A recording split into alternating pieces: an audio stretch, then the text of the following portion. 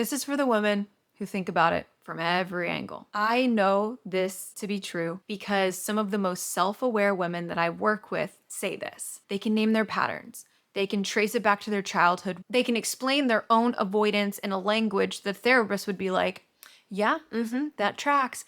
And they are still exactly where they started.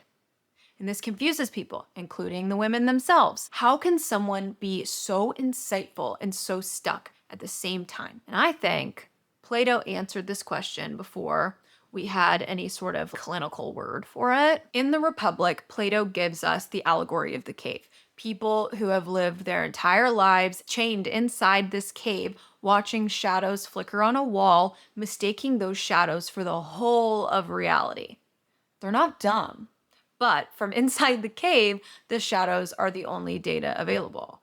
They could analyze those shadows for years and never once arrive at the insight that those actually are just shadows and there's an entire world outside this cave. The only thing that produces the insight is leaving. And I think that that's exactly what overthinking actually is. You can move around the material indefinitely. You can reframe it. You can journal it. You can explain it beautifully to a friend over wine. And it'll look like processing. It will feel like progress.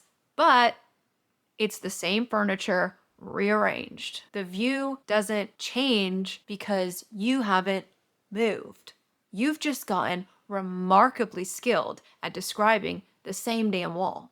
There's a clinical version of this that makes it even harder to ignore, and James Marcia, a developmental psychologist working in the 1960s, identified something that he called identity diffusion. And the version of it that I want to highlight today is a paraphrase of the definition. Identity diffusion, it's the state of high self-awareness without integration. It's understanding your patterns perfectly without ever being restructured by actually working through them. Marcia's point is that self-knowledge without the container to enact it becomes almost another form of self-management. You can understand the gap that you feel super well. You explain it, you can contextualize it, you narrate it with real precision without ever actually closing that gap. It's almost like we've built an entire culture around the idea that understanding the thing is most of the way to solving it.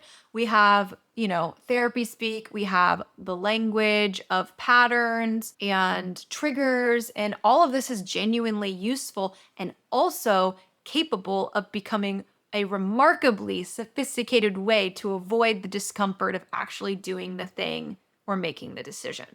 And you guys, analysis paralysis is real. The more exactly you can describe a problem, the more it can feel like you've actually done the work, even if you haven't. So where I want to leave off today is the way out of the cave is not a better description of the wall.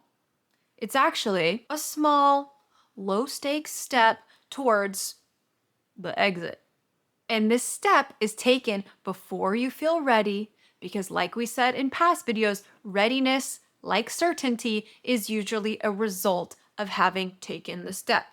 Pick the smallest possible version of the action that you've been circling around and then take it. Notice what becomes visible that wasn't visible inside of your analysis paralysis. You guys know, full essay on Plato, the Marcia research on Substack, link in the description, and tell me in the comments, what's the one thing that you've analyzed and dissected the most and acted on the least?